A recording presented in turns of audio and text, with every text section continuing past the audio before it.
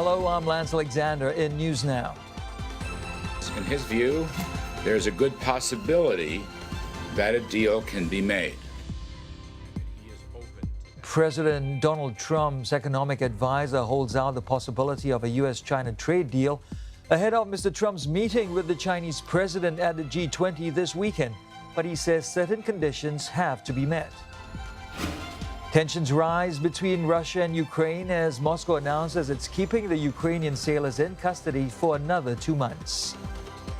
And raising hope of a breakthrough on the Korean Peninsula, reports out of South Korea say Pyongyang could admit weapons inspectors into the country's main nuclear facility for the first time since 2009.